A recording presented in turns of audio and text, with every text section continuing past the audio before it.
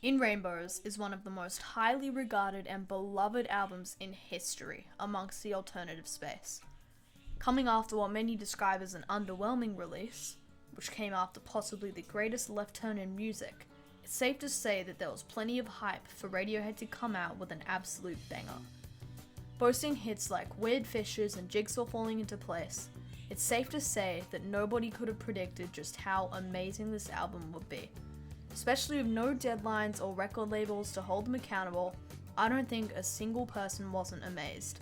But not just because of how good the album was, also because of how they gave it away for free.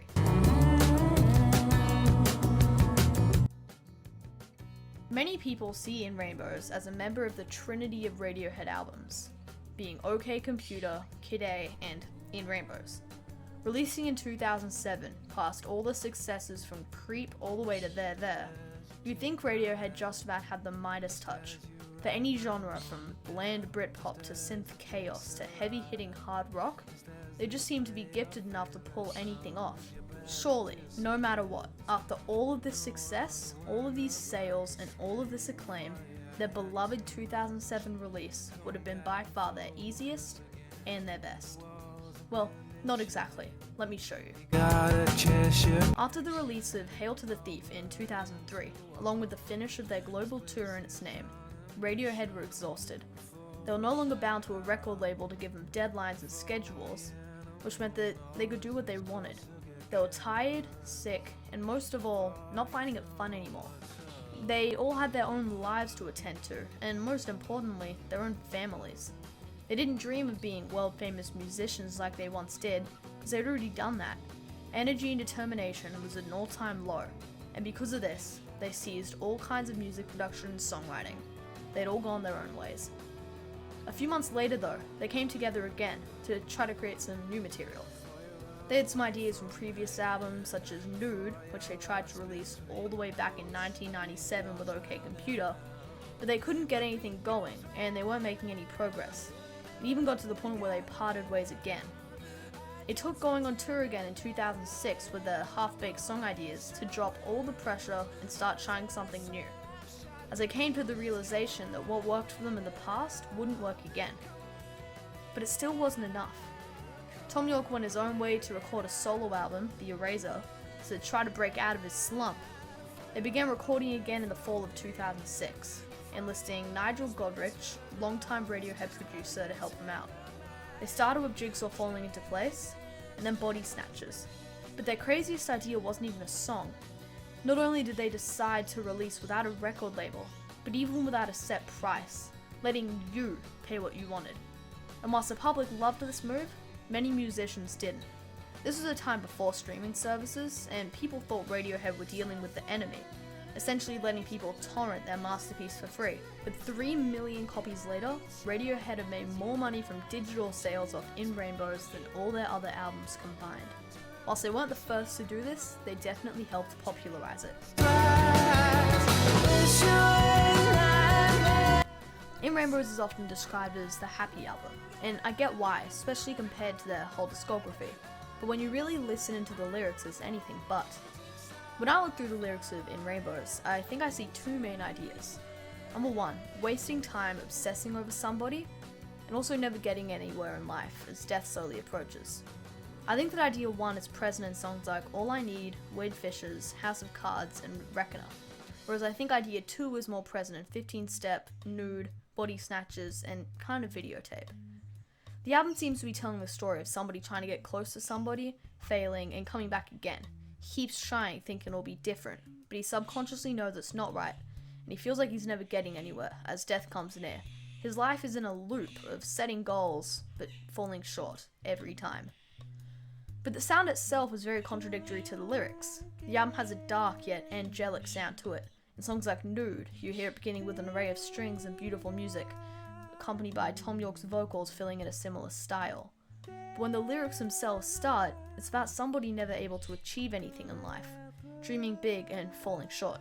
In Body Snatchers, it starts with an angry, rebellious guitar riff with a very overdriven, fuzzy tone. When the drums kick in and the vocal melody starts, it only enforces this. But the lyrics themselves are about the opposite. He's giving up on life. There are so many amazing tracks on this album that it's very hard to rank. I see people compare it to Kid A and OK Computer mostly, but I feel so torn no matter what I say. With an album as good as In Rainbows, I think it's just too amazing to rank. The songs themselves, however, are different. This is my ranking. Number 1, 15 Step. Some people love this track, others think it's overrated. I get why people think both, but I just love the 5/4 program drums at the start. I love Tom's vocals. The guitar is amazing, and I love how it all builds up to this panic attack-ish breakdown in the second half. It's a very bold move to put it at the start of an album like this, but it works so well. Number 2, Jigsaw Falling Into Place. Let me tell you how hard it is to rank the songs from here on.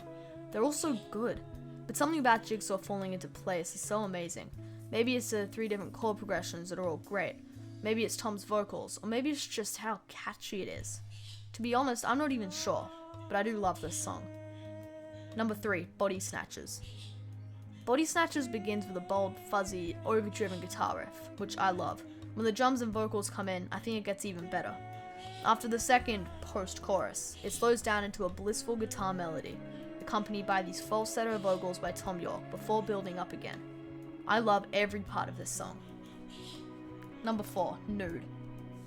I love the bass in this song, and I love Tom's high falsetto vocals. The lyrics are meaningful and sad, as always in Radiohead. And the climax at the end with the final lyric, "You'll go to hell for what your dirty mind is thinking," whilst not really making any sense, it's just so amazing musically. 5, Weird Fishes. I'm just gonna say it. This song is very overrated. I mean, it's amazing and I love it, but I don't think it stands up as well as many other songs from this album. Number 6, Reckoner.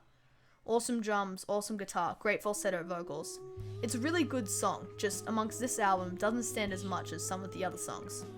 Number 7, Videotape. It's just so sad. Every melody perfectly accompanies that. Number 8, House of Cards. It's honestly a really good song, it's just not as good as everything else. Number 9, All I Need. Actually a really good bass line and a really good vocal melody. Number 10, Foster Up. I'm not really sure how to pronounce it, but I just think it stands out the least. And I just want to say how hard it is to rank these songs. Even the ones I put right at the bottom are still so good, and on any other album they'd probably be standouts, but they get neglected because of how outstanding the rest of In Rainbows is. And it all leads to a couple of final questions. Where has this all led them? And most importantly, where will it take them from here? I mean, you can definitely see the influence of clean guitar and odd drum machines going from 15 Step to Morning Mr. Magpie from their next release, The King of Limbs. You can see the bassline heavy focus on All I Need extending to Lotus Flower, also from The King of Limbs. You'd think that In Rainbows would have a long-lasting impact on the rest of their releases. But then they moved on to a whole new focus for A Moon-Shaped Pool, and they haven't put anything out since. And I'd love to know where they'll go next, but Radiohead is one of the most unpredictable bands that I can think of, so really I don't think anyone does. And there you have it, the story, analysis, ranking, and future of In Rainbows and Radiohead. Whilst ranking Radiohead songs is always a very controversial thing to do with such a devoted and opinionated fanbase, I think that most of you will agree, at least for the most part.